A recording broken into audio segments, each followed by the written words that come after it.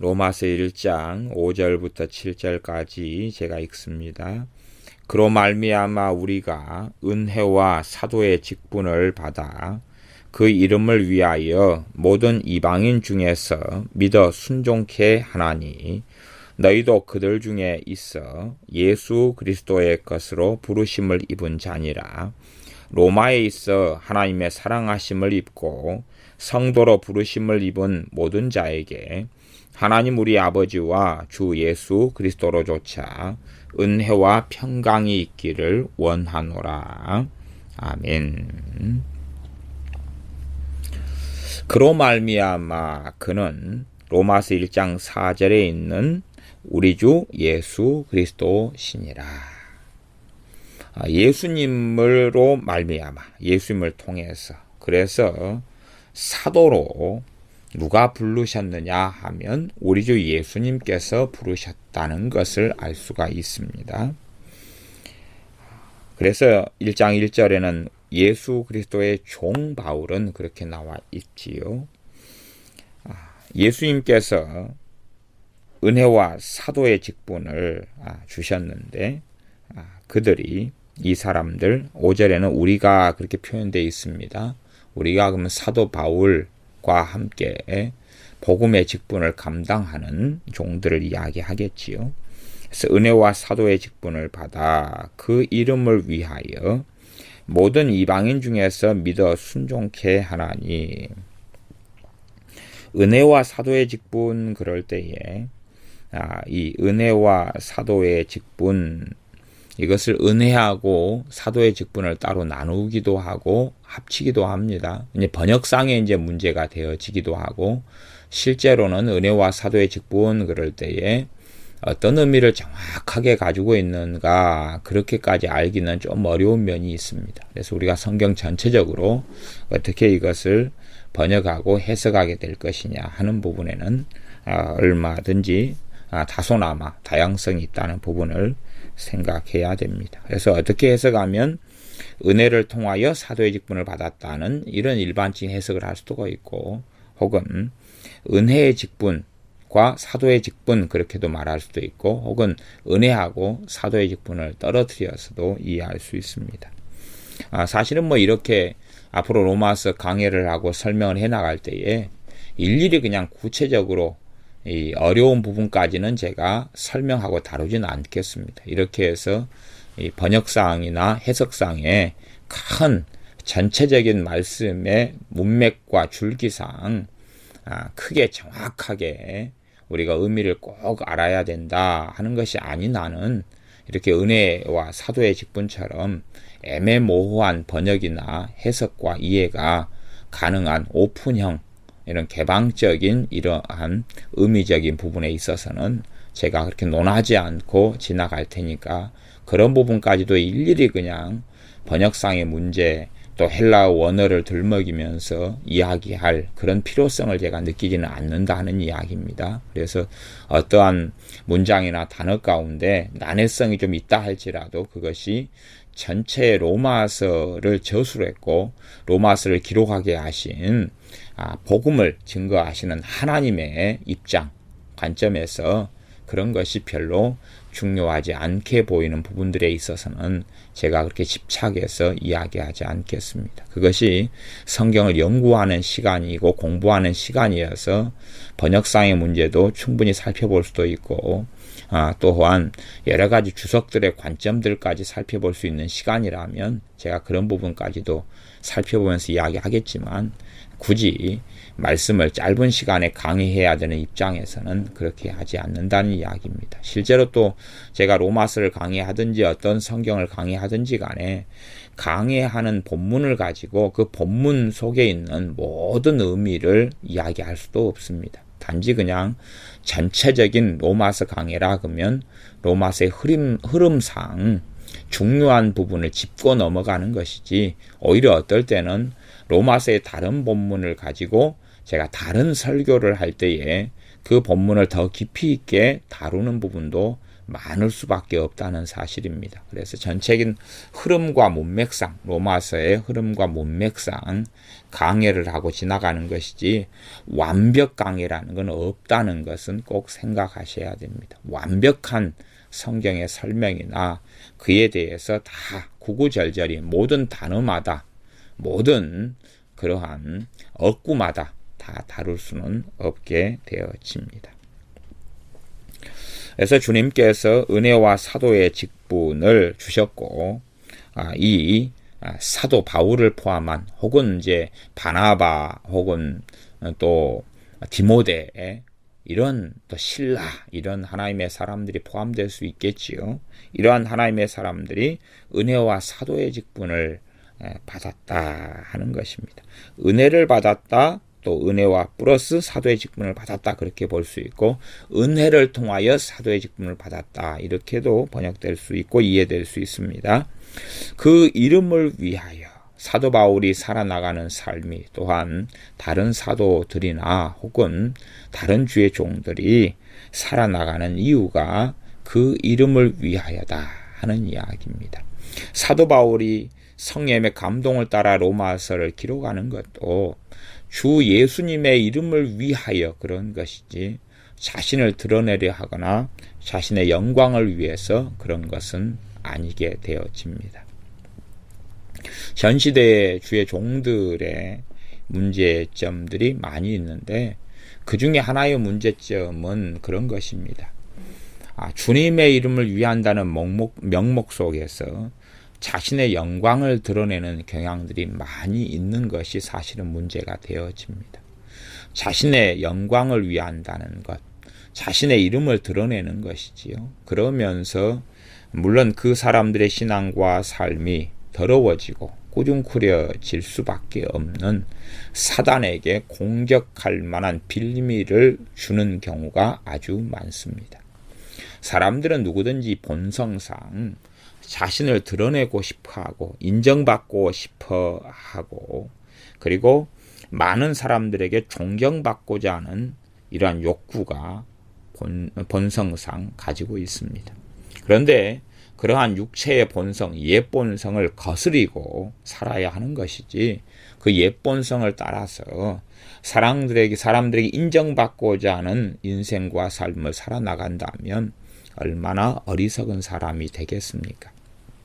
목회자들 같이 명예욕을 열심히 추구하는 사람들이 드물 정도로 목회자들은 사실은 명예욕이 아주 강합니다. 그래서 내가 명예욕을 얼마나 추구하는 그 길을 따라가는가를 살펴보고 제대한 주님의 사람들, 특별히 주님의 종된 자리에 있는 사람들도 그렇고 또한 어떠한 교회 안에서 중직을 맡아가지고 있는 사람들, 권사님이나 장로님 정도, 안수집사님 정도까지라도 그런 분들은 내가 정말로 명예를 탐하지 아니하고 사람들의 존경과 존중을 받는 자리에 서서 그것을 원하는 길을 걷지 않도록 정말로 자신을 살피고 주의해야 할 것입니다. 그 중에 대표적인 사람들은 주의 종들일 수밖에 없습니다. 그 이름을 주 예수님의 영광을 위하여 살아야 되는데 주 예수님을 이용해가지고 자신의 이름을 드러내고 자신이 존중받고자 하는 그러한 길을 걸어서는 안 됩니다. 제 동기 목사님들이나 혹은 저와 함께 알고 있는 목사님들 가운데서도 사실은 이 명예를 얻기 위하여 박사학위를 추구하는 분들이 사실은 많이 있으셨습니다. 그래서 정식적으로 교육부에서 인간하는 박사학위만이 아니라 그냥 교단적으로나 서로 간에 인정해주는 그러한 박사학위들도 많이 있습니다. 그래서 타칭 박사학위를 얻기 위하여 애를 씁니다.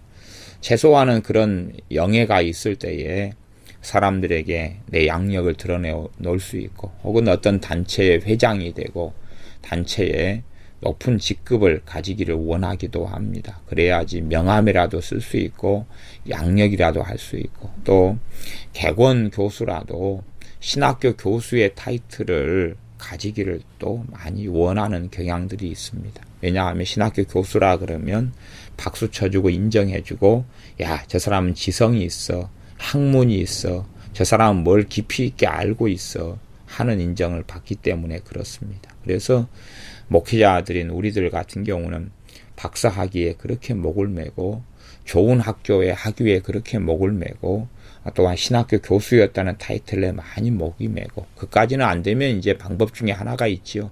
학문성을 인정받는, 전문성을 인정받는 방법 중에 하나는 책을 몇 권 내면 됩니다. 요즘에 돈만 좀 들이면 책을 내주는 출판사들은 호황을 이루고 있기 때문에, 목회자들이 단골 손님이기 때문에 그렇게 쉽게 책을 내줍니다. 그럼 사람들은 책의 내용이 얼마나 깊이가 있느냐 이것을 살펴보기보다는 무슨 책을 낸 저자다 하는 것만 피상적으로 보는 경향이 있기 때문에, 책만 냈다 하면 유명세를 타기가 쉬워지기 때문에 쉽게 책 내는 것을 추구하고 원하기도 합니다. 그러나 겉으로는 주님의 이름을 위하여 산다고 하지만 속 알맹이가 그렇게 되지 않을 때가 아주 많기 때문에, 우리가 누구를 판단하고 정죄하고 살피고 헤아리라는 것이 아니라 우리 안에 정말로 그 이름을 위하여, 주님의 이름을 위하여 살아야 하는데 과연 나는 사람들의 인정에 목말라 하는가, 사람들이 나를 알아주기를 정말 원하는가 하는 것을 살펴보아야 합니다. 어떤 새로운 신자가 교회 안에 들어왔을 때 되면 참 그런 분들을 대하는 것이 어려운 일들을 많이 경험합니다. 왜 그러냐 하면, 어떤 분들은 새롭게 교회 안에 출석을 하고 예배당에 나오면 그분들은 아무도 자기를 알아주지 않기를 원하는 분들도 있습니다. 자신을 인사도 안 해주고 그냥 가만히 있다가 건들지 않고 놔두고 그렇게 하기를 원하는 분들도 있습니다. 그런 분들은 주로 이제 상처를 많이 받았거나 혹은 훨씬 더 간섭되지 않고 자유롭게 예배드리고 싶어 하거나 등등 욕구를 가지고 있는 분들도 있습니다. 또한 다른 분들은 인정받고자 하는, 누가 알아주기를 원하는 그런 분들도 있습니다. 그런 분들은 누가 먼저 와서 인사해주고 손을 잡아주고 함께 끌어주어서 여기저기 소개해주고 아는 척해주고 이것을 갈구하는 분들도 있습니다. 그래서 사람마다 이제 다른 어떤 것을 원하는 거죠.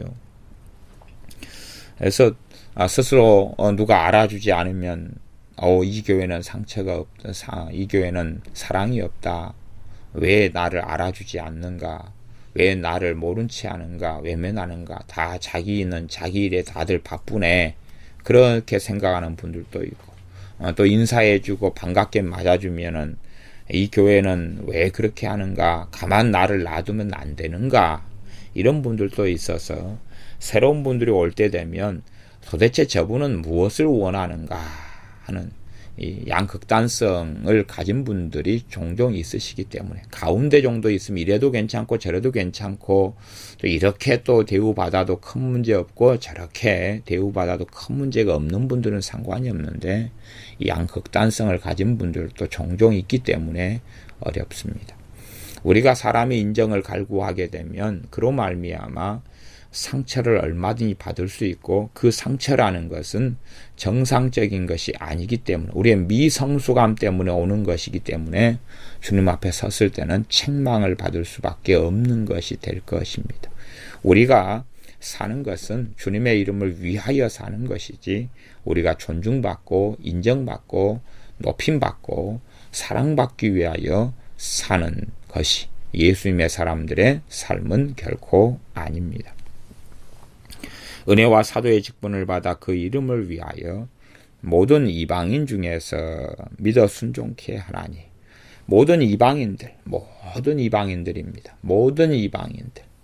단지 어떤 특별한 이방인들을 이야기하는 것이 아닙니다. 모든 이방인 가운데서, 중에서. 그러니 사실은 주님께서 누군가를 선택하시고 부르시는 것은, 사도 바울처럼 복음을 위하여 택정하시는 것, 선택하시는 것은 모든 다른 이방인들을 부르시고자 함입니다. 그래서 하나님의 선택, 하나님의 예정 교리 가운데 우리가 반드시 기본적으로 생각해야 할 것은, 하나님의 어떤 예정은 다른 사람을 버리고자 하는 예정이 아니라, 하나님의 선택은 다른 사람을, 선택받지 못한 사람을 부르시고자 하는, 또한 그를 통하여 은혜를 베푸시고자 하는 선택이라는 것을 생각을 해야 됩니다. 하나님께서 아브라함을 부르시는 것, 아브라함을 선택하여 부르시는 것은 아브라함을 통하여 아브라함의 후손들과 또한 많은 이방 사람들을 믿음을 통하여 의롭다 함을 얻게 하시려고 하시는 아브라함의 선택입니다. 그것이 갈라디아서 3장에 그러한 부분이 나와 있는 것을 우리는 보았습니다. 하나님께서 사도 바울을 선택하시는 것은 그는 선택하고 선택받지 못한 자를 유기하려 하시거나 버리시려 하심이 아니라 아브라함을 통하여 모든 이방인들에게 복음을 전하게 하시고 이방인들을 부르시고자 하는 것입니다. 우리가 사는 가정 속에서 나를 먼저 부르신 것은 나를 통하여 나를 구원하실 뿐만 아니라 나를 통하여 또한 내 가족의 다른 이들에게 주님의 복음을 전하고 증거하시려고 하시는 것이지 나만을 부르시고 선택하시고 나의 다른 가정을 버리고자 하심이 아니라는 것. 그래서 하나님의 예정과 선택에는 누구를 부르시는 것이 누구를 버리신다는 그러한 이중 예정의 부분은 틀린 부분이 된다는 것을 꼭 기억하시고 생각하셔야 됩니다. 그래서 성경 안에서 하나님의 선택과 예정에 대한 부분은 본문과 문맥을 잘 살펴보시면 하나님이 누구를 예정하시고 부르신 다음에 그를 통하여서 행하시는 하나님의 일들을 살펴보시거나 하나님이 예정하시는 이유들에 대한 그 앞뒤의 문맥과 본문을 잘 살펴보시면 오해와 곡해와 어리석음 속에 들어가지는 않게 되실 것입니다. 여기 로마서 1장 1절도 하나님께서 하나님의 복음을 위하여 사도 바울을 택정하는데 선택해가지고 그래서 1장 5절에 모든 이방인 중에서 믿어 순종케 하시려고 그랬다라고 말씀하시는 것입니다. 모든 이방인 중에서 믿어 순종케 하나니 이제 믿어 순종케 한다는 이것이 사실은 복음의 핵심 속에 들어갑니다. 복음의 핵심 속 이 두 가지 사항입니다.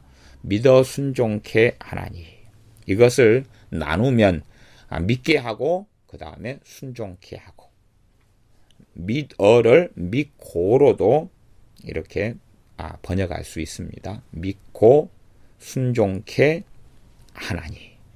그래서 쉬운 성경 같은 경우는 믿고 순종케 하게 하시려고 부르셨습니다. 이런 식으로 아마 번역이 되어 있는 것 같습니다. 그래서 믿어 순종케 하나니. 어떤 사람들은 믿음과 순종을 같은 것으로 봅니다만은 당연히 믿음과 순종은 다른 것이지요. 그러나 믿음과 순종은 뗄래야 뗄 수 없는 관계 속에 있습니다. 뗄래야 뗄 수가 없습니다. 자, 육체의 생명을 유지할 때는 음식을 먹어야 됩니다. 물을 마시고 음식을 먹어야 됩니다. 그러면 한 어린아이가 엄마 뱃속에 있다가 이 땅에 태어납니다. 태어났어요. 그럼 이제 생명이 있습니까? 없습니까? 생명이 있지요. 생명이 있습니다. 태어났습니다. 그 다음에 태어났어요. 이게 사람이다 그 말입니다. 어린아이가 태어났어요. 사람이에요. 제가 지금 이 비유를 통해서 복음의 총체적인 부분을 설명하려고 이야기하는 것입니다. 믿음과 순종의 관계, 다른 말로 하면 믿음과 행함의 관계를 설명하려고 하는 것이니까 잘 이해를 하셔야 됩니다. 누누이 이런 관점에서 말씀을 전해왔습니다. 이 둘 중에 하나를 떼어버리거나 서로 다르게 잘못 이해해버리면 사실은 복음에 대한 나아가 구원에 대한 잘못된 이해와 시각을 가지게 되어집니다. 극단성이지요. 한 아이가 엄마 뱃속에서 태어났습니다. 이제 아직까지는 음식을 좀 안 먹는다 그래도 아이가 바로 죽지는 않습니다. 바로 죽지는 않지만 그러나 이 아이가 음식을 한참 동안 안 먹는다면 이 아이는 당연히 죽을 수밖에 없습니다. 마찬가지로 어떤 사람이 복음을 전해 듣고 예수님을 믿을 수 있습니다. 믿을 수 있어요. 그러나 그가 믿기는 하지만 순종하지는 않습니다. 말씀에 순종하지 않고 주님께 순종하지 않습니다. 그러한 길을 걷는다면 아이가 태어나서 음식을 언제까지 먹어서 죽는다. 그건 답이 없을 거 아니에요. 갓난아이가 태어난 다음에 10명의 아이가 태어났으면 10명의 아이가 다 굶어서 음식이 공급되지 않아서 굶어 죽을 수밖에 없는 환경에 처해 있다고 할지라도 어떤 아이는 더 빨리, 어떤 아이는 더 늦게, 물론 굶어서 죽게 되는 그 시간표가 다 분도 틀리고 초도 틀리고 날도 틀릴 것이다 하는 것입니다. 어떤 사람이 예수님을 믿게 되었습니다. 그러나 그 사람이 주님께 대하여 전혀 순종하지 않습니다. 전혀 순종하지 않으면 그 사람의 믿음은 죽은 믿음이 되어져 버리고 맙니다. 그러니까 처음에 그가 예수님을 믿었을 때에 그 믿음이 죽은 믿음이라는 이야기는 아닙니다. 그러니까 사람들은 결과론적으로 야고보서 말씀처럼 행함이 없는 믿음은 죽은 믿음이다. 영혼 없는 몸이 죽은 몸인 것처럼 행함이 없는 믿음은 죽은 믿음이다. 그건 당연히 진리입니다. 근데 그것은 이제 내가 예수님을 맨 처음 믿어가지고 그 믿음 자체 속에서 그 믿은 다음에 순종의 걸음을 걷는 것이지요. 근데 맨 처음에 믿었을 때 그것을 가지고 그 사람의 행함이 있느냐 없느냐를 따지는 경우들이 있는데 사실은 그렇게 되기가 어렵습니다. 왜냐하면 초신자가 예수님을 믿은 다음에 믿음의 성장의 과정과 믿음의 길을, 믿음의 여정을 걷는 것입니다. 그래서 그 사람에게서 열매를 때로는 어떤 사람에게는 빠르게, 어떤 사람에게는 느리게 볼 수밖에 없다 하는 겁니다. 그러지 한순간에 누가 예수님 믿었다, 3초 내에 무슨 행함이 있느냐, 10분 안에 무슨 행함이 있느냐, 30분 안에 무슨 행함이 있느냐, 하루 안에 무슨 달라짐이 있느냐, 반나절 안에 무슨 달라짐이 있느냐, 3일 안에 무슨 달라짐이 있느냐, 일주일 안에 무슨 달라짐이 있느냐, 1년 안에 무슨 달라짐이 있느냐. 그렇게 정확한 측정할 수 있는 그런 날도 없고 시간도 없다는 사실입니다. 그러나 진리는 뭐냐 하면 예수님을 정말로 믿는 사람은 순종의 길을 걸어가야지만이, 순종의 길을 걸어가야지만이 그의 믿음은 살아있는 믿음이 되어질 것입니다. 이 땅에 태어난 아이가 분유를 먹든지 젖을 먹든지 간에 음식물을 섭취해야지 그 아이의 생명은 유지가 된다는 사실입니다. 음식물을 섭취하지 않으면 그 아이의 생명은 유지되지 못합니다. 어떤 경우는 일찍 태어나서 인큐베이터 안에 있을 수도 있을 겁니다. 그러나 인큐베이터 안에 있는 아이라도 영양이 섭취가 될 때에 아이의 생명은 살아가는 것입니다. 그것처럼 정말로 믿음과 순종의 관계에 있어서 오직 믿음으로 구원받는 건 진리입니다. 오직 믿음으로 구원받는 건 진리입니다. 그러나 오직 믿음으로 구원받는데 내가 순종의 길을 걷지 않고 정말로 예수님을 믿는다고 하고 예수님을 주님이라고 하고 그렇게 인정하지만 주님으로서 인정만 하지 주님을 따르는 삶을 살지 않는다면 정말로 그가 주님을 믿는 사람이냐 할 때에 그렇게 주님 앞에 인정을 받지는 못할 것입니다. 예수님을 말로만 주여 주여 한다 해서 그가 정말로 주님을 믿는 사람이 되지는 않습니다. 말로만 자신을 낳아준 부모에게 아버지 어머니 사랑하고 존경합니다 하고 아버지 어머니가 하는 말을 한 귀로 듣고 흘려버리고 그렇게 살아간다면, 그리고 반항하고 거스리고 살아간다면 아버지 어머니 존경하고 사랑합니다가 거짓말이 되지 않겠습니까? 그것처럼 나는 예수를 믿습니다. 로마서 1장 4절에 보면 곧 우리 주 예수 그리스도시니라. 예수님은 우리 주님이시다. 그렇죠? 우리 주님이시다. 주님은 주인이다. 그 말입니다. 주인으로서 믿는다 그러면서 순종의 걸음을 걷지 않는다. 그러면 그의 믿음은 오래 유지되지 못할 것입니다. 그는 결국은 예수님을 부인한 사람이 될 수도 있을 것입니다. 사마리아의 빌립사인이 복음을 전한 다음에 사마리아 성에는 유명한 요술사, 유명한 마술사, 유명한 점쟁이가 있었는데 시몬입니다.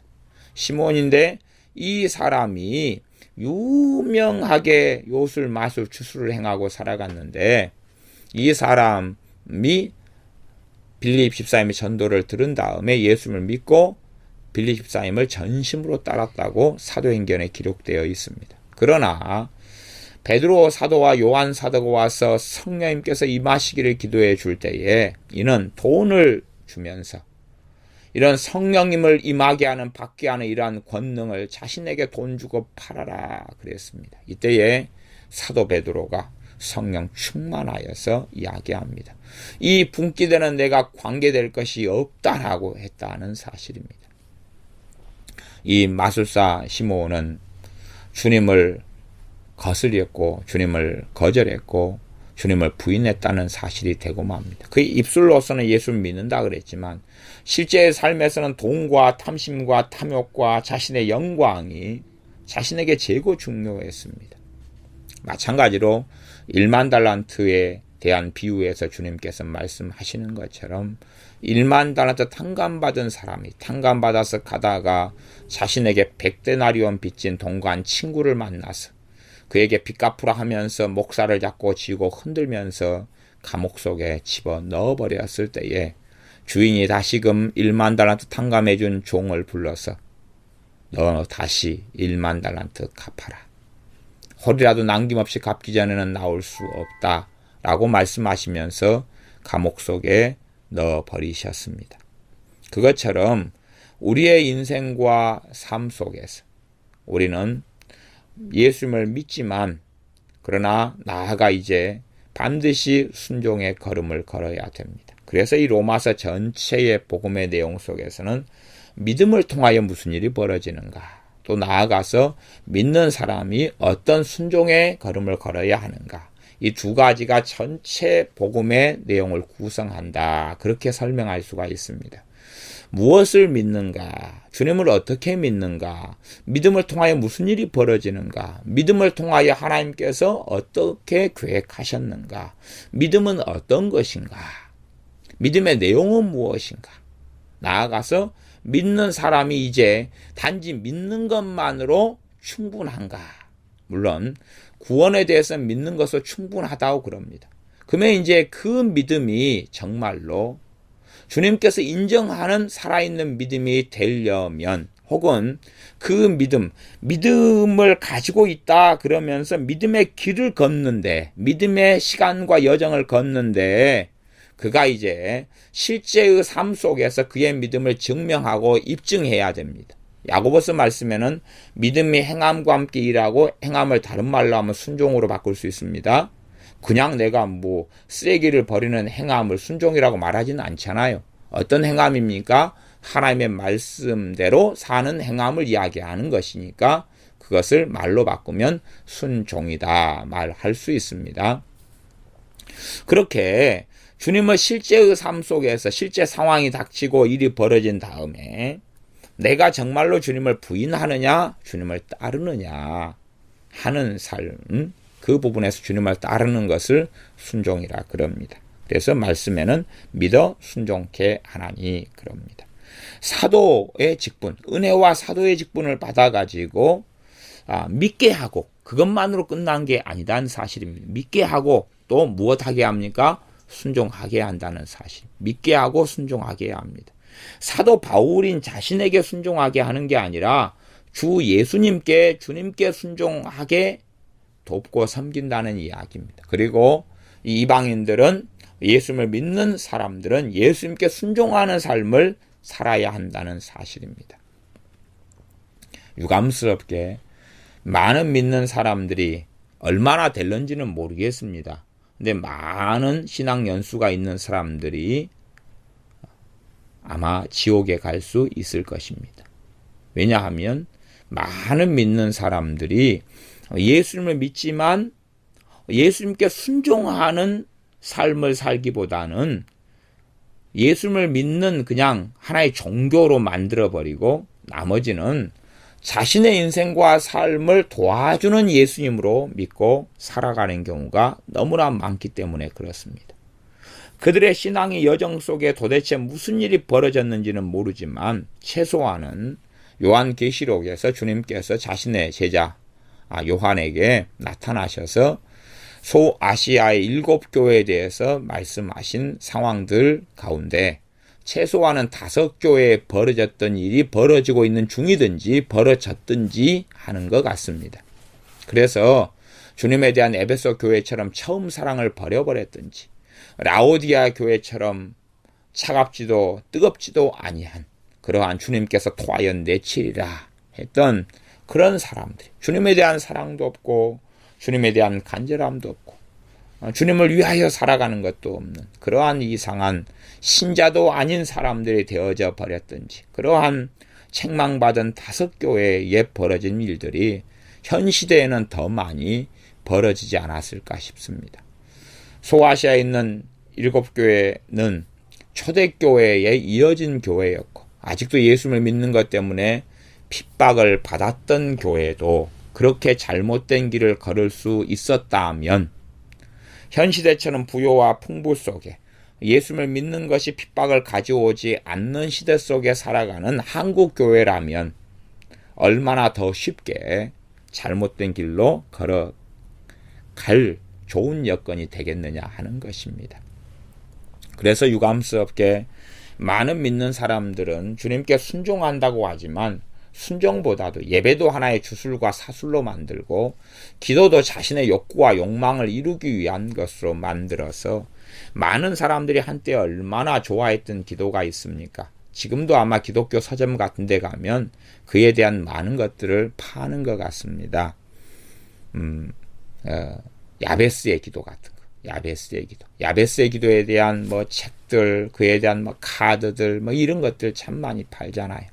그래서 야베스의 기도를 야베스 같은 신앙 속에서 믿음 속에서 한다 그러면 얼마나 나쁜 것이 되겠습니까?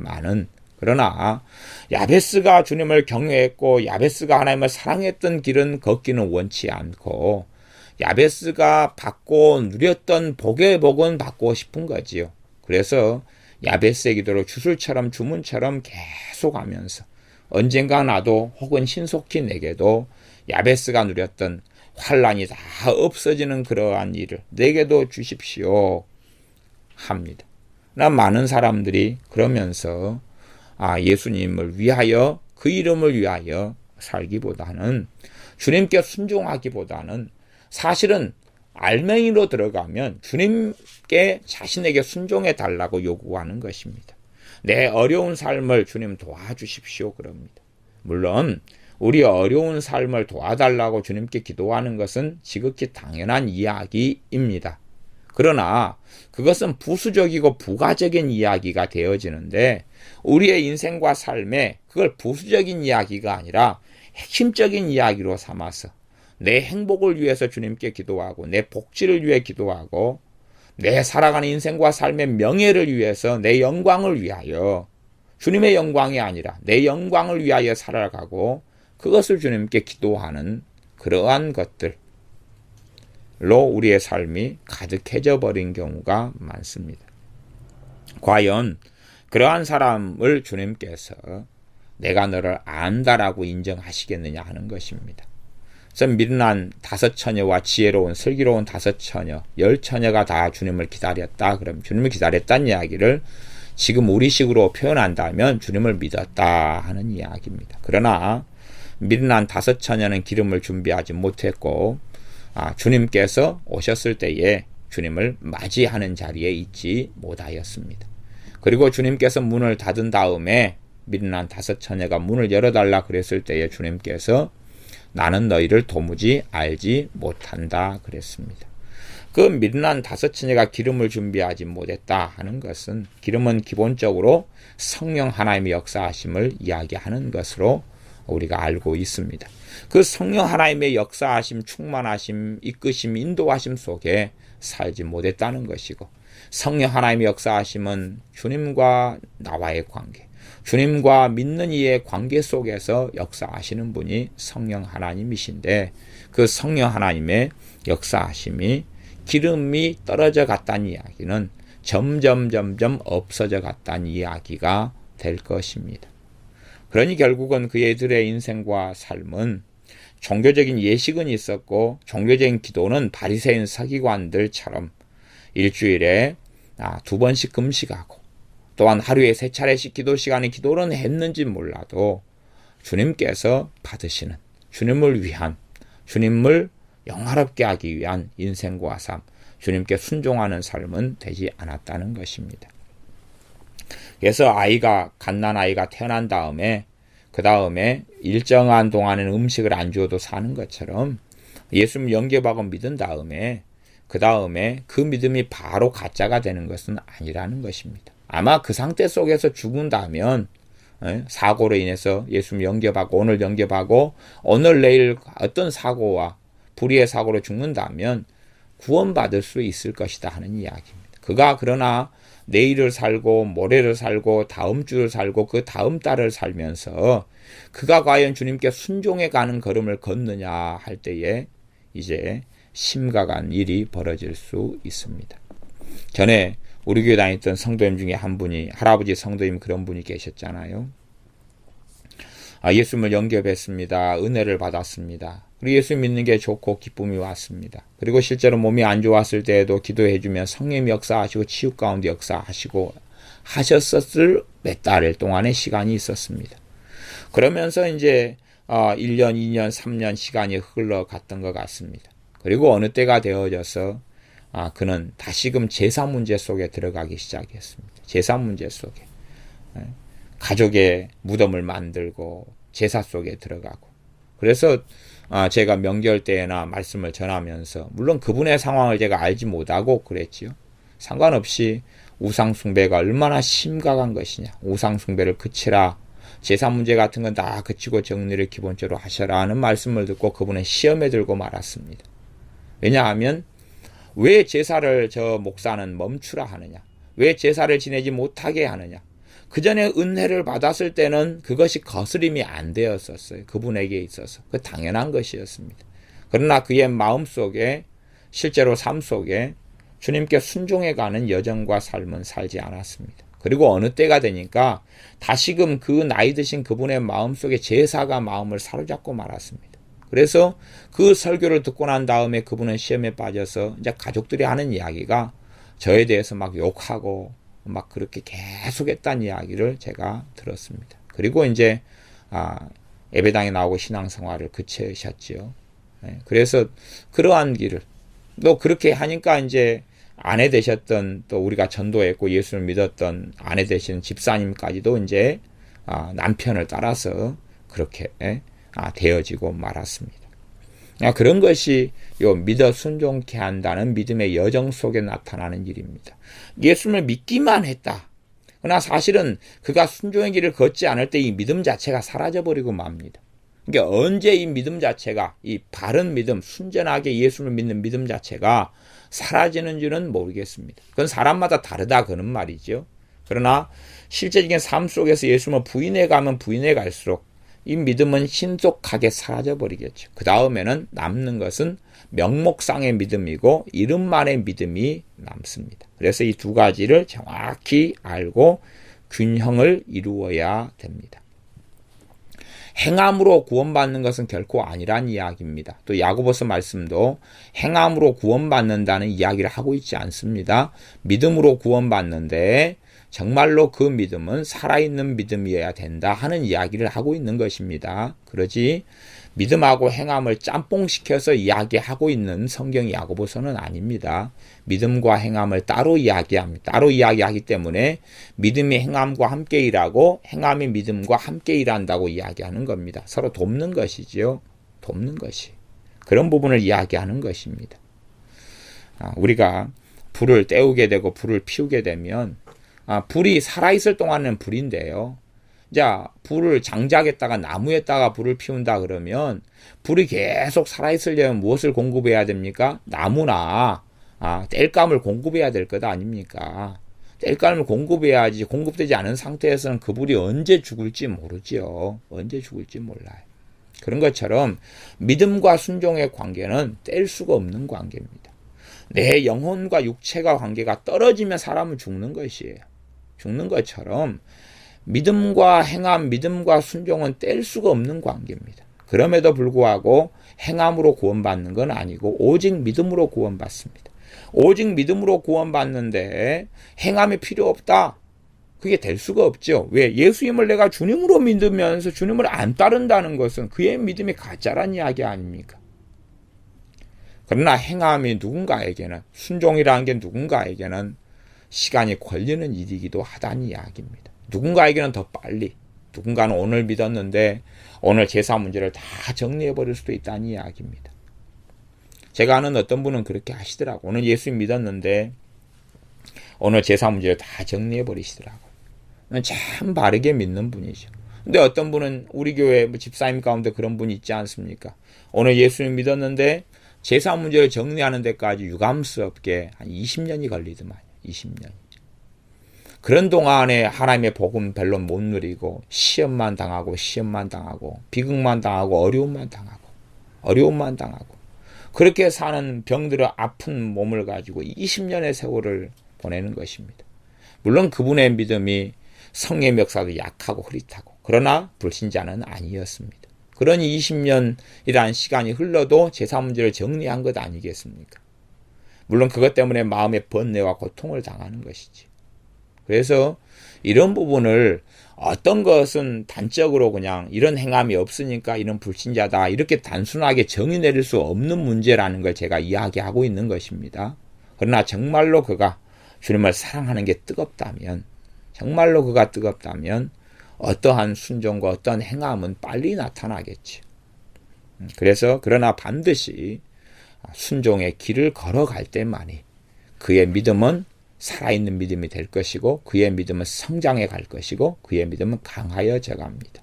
어떤 사람이 예수를 믿는데 순종의 길은 안 걷는다, 그러면 그의 믿음은 꺼져가고 죽어갈 것이고, 결국은 얼마의 시간이 지난 다음에는, 잠시 잠깐의 시간이 지난 다음에는, 다소나마 시간이 지난다면 그는 주님께서 나는 너를 도무지 알지 못한다 라고 말씀하시는 사람이 되고 말 것입니다. 그렇기 때문에 마태복음 같은 데는 그렇게 주님께서 말씀하셨습니다. 주여 주여 하는 자마다 다 천국에 들어올 것이 아니다. 하나님의 뜻대로 행하는 사람만이, 아버지의 뜻대로 행하는 사람이 천국에 들어올 것이다 말씀하신 것도 복음입니다. 그런데 그 복음에서는 믿음, 그 다음에 믿고 순종케 하나니에서 어떤 영역을 주님이 말씀하신 것입니까? 순종케 하나니에 대한 부분을 말씀하신 것입니다.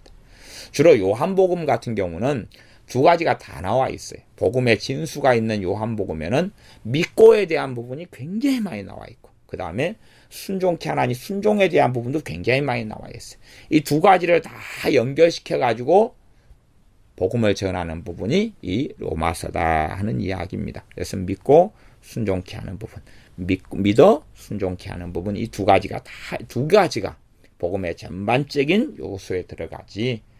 그러지 이걸 잘못되게 봐서 예수를 믿는 것은 구원의 50% 완성, 순종하는 것은 나머지 구원의 50% 완성, 그래서 행위 구원론은 아니란 이야기입니다. 믿는 것으로 100% 구원받는 게 맞습니다. 그러나 그가 정말로 예수를 믿는다고 하지만, 그리고 구원받은 사람이 이제 주님을 따르는 길을 걸을 때에 그의 그 구원은 확 실시되고 예수님께 깊이 있는 뿌리를 내리게 된다는 것입니다. 그러한 부분을 성경에서는 두렵고 떨림으로 너희 구원을 이루라 하는 부분은 나와 있습니다. 그것은 순종의 걸음과 순종의 길을 이야기하는 것입니다. 그의 믿음이 정말로 효력 있게 되고 살아있게 되는 것은 순종 때문에 그러합니다. 그러므로 믿음과 순종의 관계를 우리가 잘 이해를 하셔야 됩니다. 두 개는 같은 것이 아닙니다. 다른 것입니다. 다른 것. 그러나 하나님의 사람들은 반드시 믿음과, 그리고 그 믿음의 길을 걷는 게 순종입니다. 내가 믿는 것에 따라서 사는 게 순종이죠. 예수님을 내가 주님으로 믿으면 주님을 따라 사는 것이죠. 내가 주님께서 하신 말씀을 진리로 믿으면 그 믿는 진리에 따라서 살아가는 것입니다. 갈라디아서 2장의 말씀에는 베드로 사도가 사도 바울에게 책망받은 내용이 나옵니다. 그는 정말로 복음의 진리를 믿었는데 복음의 진리대로 행하지 아니함 때문에 책망받았습니다. 복음의 진리대로 행하지 아니하다라고 사도 바울에게 공개적으로 책망받았는데, 그런다 해서 베드로 사도가 구원을 잃어버린 게 아니라는 이야기입니다. 복음의 진리대로 그렇게 살지 않을 수도 있다는 이야기입니다. 어떤 부분에 있어서는. 그러나 회개하고 돌이켜야 되는 건 명백한 이야기가 되어집니다. 로마서 1장 6절 너희도 그들 중에 있어 예수 그리스도의 것으로 부르심을 입은 자니라. 부르심을 받았다. 콜링, 소명이다. 그렇게 신학적으로 이야기해야 합니다. 너희도 그들 중에 있어. 누구 중에요? 이방인들 중에서 너희가 있었는데 예수 그리스도의 것으로, 예수님의 것, 그리스도의 것, 예수 그리스도의 것으로 부르심을 입었다는 것입니다. 이것을 다른 말로 하면 긍휼과 은혜라 그럽니다. 하나님의 긍휼과 은혜라 그럽니다. 하나님의 부르심이 없이는 사실은 하나님께 올 수 없습니다. 하나님의 부르심이 없이는 하나님께 올 수 없습니다. 그 사람이 알든지 모르든지 간에 그렇습니다. 이걸 다른 말로 하면 하나님의 긍휼이라 그럽니다. 하나님의 긍휼과 자비 없이 하나님께 올 수가 없습니다. 이게 많은 사람들이, 이건 이제 하나님의 신비에 대한 부분입니다. 신비에 대한 영역이어서 이런 부분까지는 이제 제가 깊이 있게 이번 시간에는 제가 다루거나 이야기하지 않습니다. 그런데 부르심을 입은 자니라 하는 부분의 번역이 그래도 개역성경은 잘 돼 있는 번역에 속하는데 하나님께서 불러주셔야지만이 옵니다. 하나님이 불러주셔야지만이 옵니다. 이것은 주님께서 요한복음이나 다른 복음서에서 몇 번을 이야기하셨던 내용 중에 속합니다. 아무라도 올 수 없고 아버지께서 불러주셔야지만이 온다는 이야기입니다. 물론 많은 사람을 주님께서 부르셨습니다. 많은 사람을 부르셨지만 그에 응답하는 사람은 적었다는 사실을 우리는 알고 있습니다. 이스라엘 사람들을 선지자를 통하여 계속 하나님께 돌아오라고 불렀습니다. 그러나 유대인들, 이스라엘 사람들은 대다수가 돌아오지 않았습니다. 사도 바울을 통하여 복음을 전하면서 고린도 지역이다. 고린도 지역에 모든 사람이 복음을 들을 수 있도록 다 전하고 불렀습니다. 그러나 그들 가운데 소수만 돌아왔다 하는 사실입니다. 그렇게 많이 부르시는데 돌아오지 않았습니다. 주님께서 비유로 그렇게 말씀하셨지 않습니까? 어떤 사람에게 와라, 잔치에 와라. 그러니까 나는 장가 들어서 못 가겠다. 그리고 어떤 사람에게 와라. 그러니까 내가 소를 샀으니까 소를 시험해야 되겠다. 그러면서 못 온다. 그랬지 않습니까? 그러면 딴 사람 불러라. 그랬습니다. 길을 막고 그냥 아무나 다 데려와라. 쩔룩발이든지 소경이든지 다 만나는 사람마다 다 초청해가지고 불러와라. 그렇게 이야기했고 그렇게 초청해가지고 불러왔습니다. 초청해가지고 불러왔는데 어떤 사람이 예복을 입지 않았지요. 그래서 왜 예복 입지 않았느냐. 그리고 쫓아내었지요. 근데 그 예복 입지 않은 것이 여기로 말씀하면 어떤 사람이 믿었다 그러는데 이제 주님을 따르는 삶은 살지 않는다. 순종하는 삶은 살지 않는다.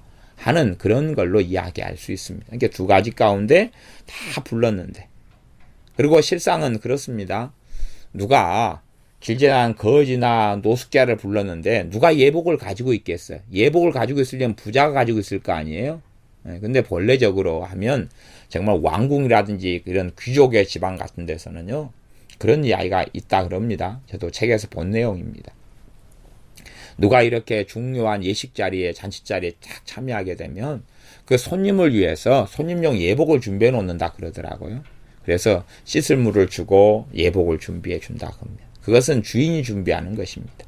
그래서 그 오는 사람들이 주인이 준비한 그 예복을 딱 씻고 갖춰 입고 그렇게 참여한다 그럽니다. 각자가 준비해 오는 게 아니고요.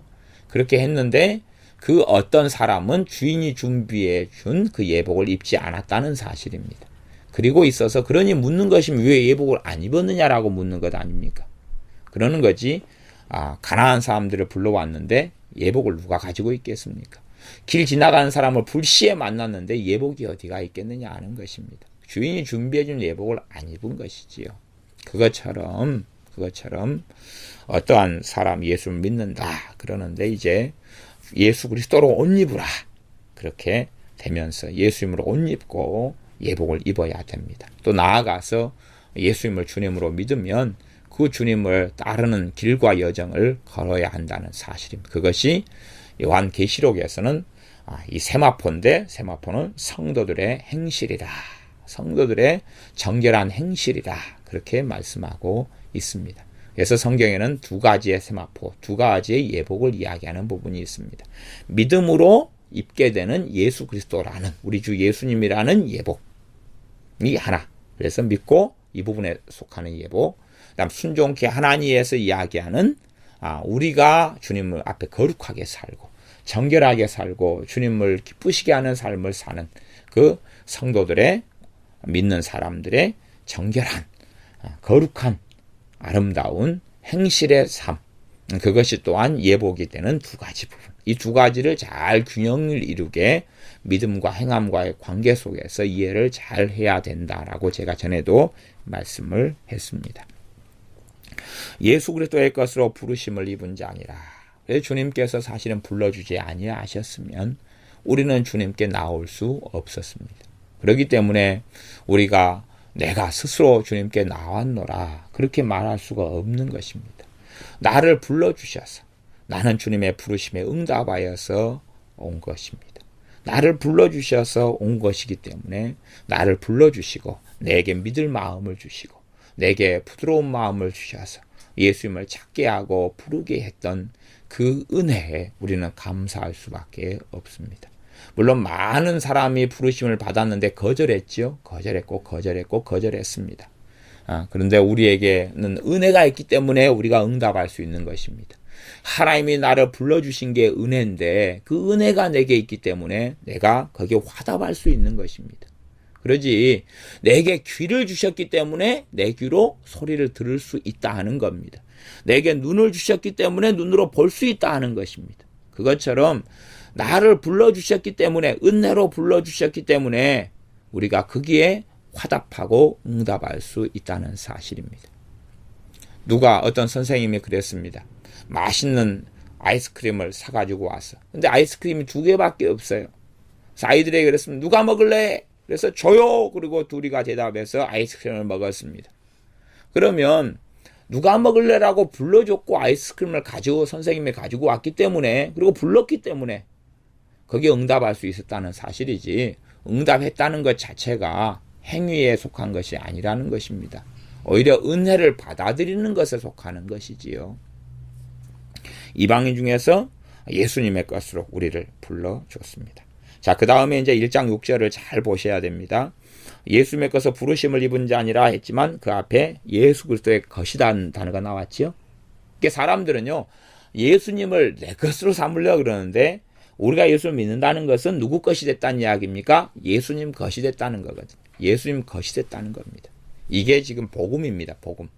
그래서 이 전체적으로 이 예수님의 것이 됐다는 것 하나 가지고 복음 메시지를 전할 수가 있어요. 그래서 이게 다 낱개가 다 복음입니다. 생명 있는 복음으로 구성된 게 로마서예요. 우리는 예수님의 것입니다. 예수님을 믿는다 하는 것이 예수님의 것이 됐다는 겁니다. 그렇기 때문에 자존심이 센 사람들은 예수님을 따르지 않습니다. 예수님과 동등되려고 했던 마귀하고 똑같은 길을 걷기도 합니다.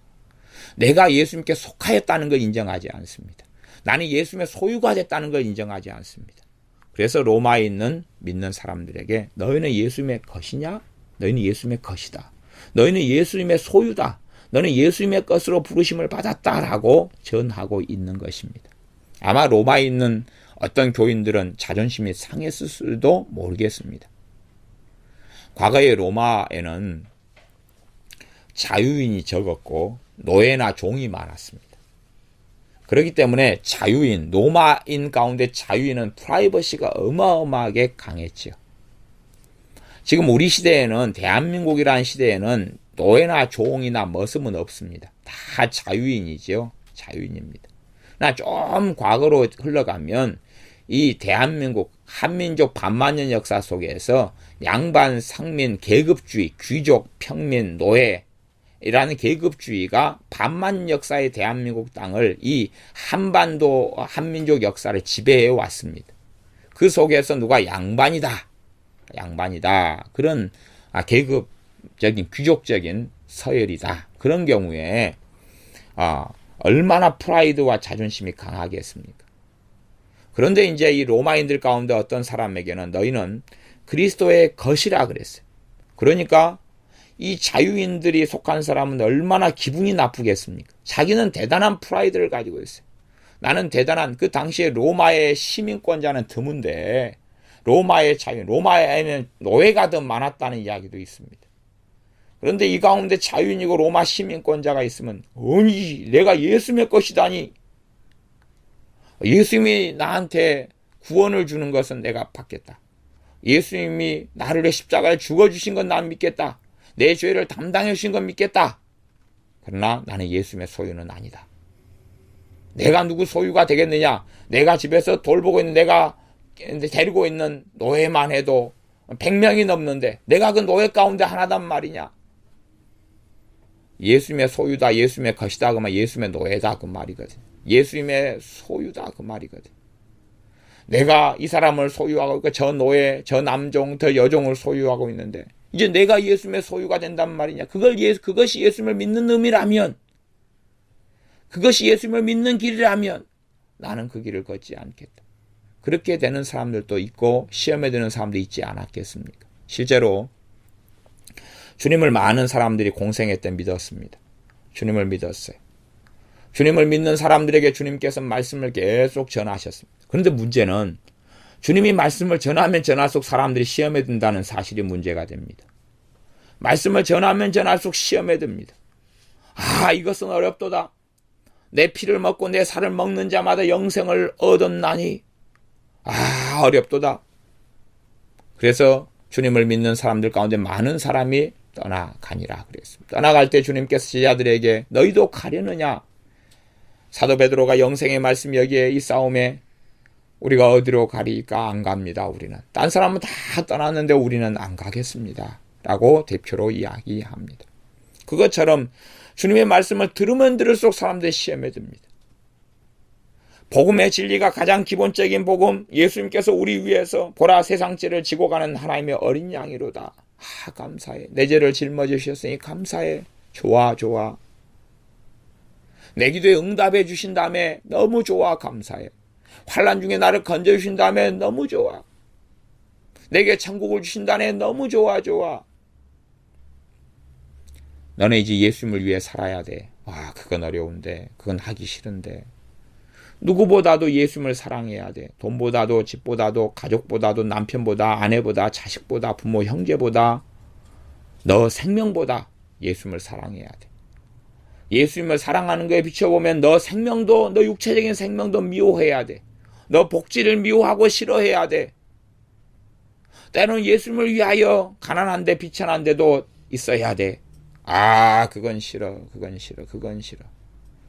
진리의 말씀을 알면 알수록, 그래서 사람들은 이제 나는 예수님을 믿는다 그러는데 일부의 말씀에서만 멈춰버리고 그것만 다 믿어. 대신에 다른 말씀들은 나 무관심하고 싫어버릴 거야, 싫어할 거야, 나 인정하지 않을 거야. 그렇게 사는 사람들도 있습니다. 그러나 그 사람들의 결국은 주님께서 나는 너희를 알지 못한다 하는 결국에 이를 수 있습니다.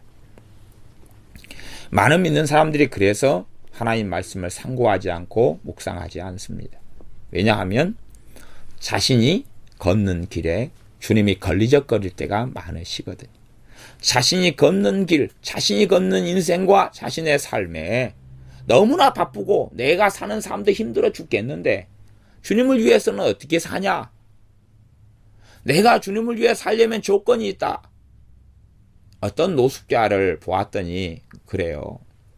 내가 예수님을 위해 살려면 예수님이 내 인생 가운데 필요한 걸 다 공급해주고 떵떵거리게 해줘서 나로 하여금 여유있게 만들어주면 그때는 예수님 위해 사는 것을 생각은 해보겠다. 물론 예수님을 믿는다고 하는 노숙자에 대한 이야기입니다. 지금 안 믿는 불신자에게는 그런 어려운 말씀을 전할 필요나 이유가 없죠. 어떤 사람이 노숙자가 됐는데 그 사람이 과거의 교회 집사님이었어요. 그러다가 사고치고 못된 일에 가 감옥에 갔어요. 감옥에 가가지고 나왔는데 정상체 직장이 있을 수 없었죠. 노숙자로 살아갔는데 그 사람이 그렇게 이야기하는 그런 상황 이야기입니다. 그래서 나는 예수님을 믿은 지가 20년이 됐다. 그래서 내가 물론 자기 책임이 별로 없다고 이야기하지만 내가 이러이러한 덮고 감추는 가운데서 그래서 이러이러한 실수로 감옥에 갔다가 나왔다. 그런데 직장이 없어가지고 이렇게 해서 생활이 이렇다. 그러는 가운데 그 사람은 주님께서 나한테, 예수님이 나한테 다 이거저거 다 풀어주고 해결해주고 내 복지 문제 다 사는 거 다 책임져주고 다 이렇게 다 해주면 그 다음에야 뭐 예수님이 원하는 길을 걷든지 말든지 그러지, 내 목구녕도 포도청이고 내가 이렇게 비참한데 내가 예수님을 위해서 내가 어떻게 사냐? 그런 것입니다. 실상은 그러한 그분처럼 극단적으로 대놓고 이야기하는 분은 드물겠지만 실제로 많은 믿는 사람들이 예수님을 위하여 사는 것은 관심이 없다는 이야기입니다. 예수님을 위하여 살려면 주님께서 무엇을 원하시는지, 무엇을 말씀하셨는지를 귀를 기울일 수밖에는 없습니다. 그러나 기울이지 않습니다. 그리고 이제 단지 성경을 무엇으로만 보냐 그러면 윤리로만 봅니다. 윤리성경. 윤리성경. 성경 가운데 윤리적인 성경 이해와 해석을 합니다. 그래서 이렇게 해라, 저렇게 해라. 말하자면 하나의 도덕 교과서에 불과한 것이 되어져 버리. 주님을 따르는 것보다는 주님이 자신에게 용납할 만한 걸 요구했을 때는 내 양심상 인정할 수 있구나. 봉사해. 가능한 대로 하지요. 구제해. 돈 남아돌면 구제하지요. 서로 사랑해. 그래, 사랑할 사람 만나면 사랑하고 애써 볼게요. 그 윤리로 멈춰버리고 섬겨라. 섬겨야지요. 섬겨야지요. 지금은 환경이 안 되지만 때가 되면 섬길게요. 겸손해. 겸손 좋은 거지요. 겸손 좋은 거지요. 겸손하도록 노력할게요. 물론 좋은 마음으로 그렇게 받는 경우도 많습니다. 근데 그러나 윤리적으로 도덕적으로 끝내버리는 경우가 많다는 사실입니다. 좋은 이야기 들었어요. 설교 시간에 괜찮은 이야기, 좋은 이야기 들으니까 감사해요. 그렇게 끝내버리고 맙니다. 분명히 1장 6절에는 너희도 그들 중에 있어. 누구요? 이방인 중에. 이방인은 하나님을 알지 못하는 사람들. 하나님께 잊혀진 사람들입니다. 그러나 하나님은 잊지 않았지만 하나님 밖에 있었던 사람들. 그 이방인들. 복음에 있어 밖에 있던 사람들. 진리에 있어 밖에 있던 사람들. 약속에 있어 외인들인 사람들. 그 이방인 중에서 불러주셔가지고 예수 그리스도의 것으로 삼아주셨다. 그렇게 부르셨다는 겁니다. 그러니 우리가 예수님에 대한 복음을 들을 때에 아멘 하고 받아들인 것은 무엇으로 받아들인 겁니까? 나는 예수님의 것입니다 라고 인정한 것이라는 의미를 설명해 주고 있는 것입니다. 물론 많은 사람들은 예수님 믿는 것이 예수님의 소유가 됐다 하는 이야기로 생각하지 않는 부분이 많고 그렇게 안 사는 부분이 많겠지만, 그러나 정말로 예수를 믿는다 하는 것은 예수 그리스도의 것이 되었다는 이야기입니다. 우리는 예수 그리스도에게 속했고 예수님의 소유가 된 사람들입니다. 우리는 예수님의 소유입니다. 예수님의 소유입니다. 예수님께 속해 있다. 예수님의 소유한 사람들이 되었다는 이야기입니다. 1장 7절 로마에 있어 하나님의 사랑하심을 입고, 하나님의 사랑하심을 입는다는 이야기가 뭡니까? 실질적으로 하나님께서 부르셨다는 이야기, 그리고 예수님의 소유가 된 것이 사랑하심을 입었다 하는 이야기입니다. 불러주신 게 사랑이에요. 불러주신 게 사랑이에요. 그 은혜가 아니면 우리가 그 예수님의 복음을 들을 때에 반응할 수가 없어요. 반응할 수가 없어요. 이게 하나님의 신비에 속한 부분이고 하나님의 은혜에 속한 부분입니다. 하나님의 사랑하심을 입고 성도로 부르심을 입은 모든 자에게, 부르심이다. 부르심을 이야기해. 지금 부르심을 이야기. 하나님의 관점에서 지금 부르심을 이야기. 하나님의 사랑하심, 하나님을 사랑하시는데 그것을 입은 사람들 이야기하는 것입니다. 1장 6절도 예수님의 것, 예수 그리스도의 것으로 부르심을 입은 자 이야기하고, 실제로 사랑하심을 입은 자, 실제로 성도로 부르심을 입은 자를 이야기하는 것입니다. 그러니까 사람들은 내 행위, 내가 예수님을 선택했다 그러지만 아니요. 예수님께서 나를 불러주신 것입니다. 나를 불러주신 것이. 거기에 이제 모든 사람이 화답하고 응답한 건 아닙니다.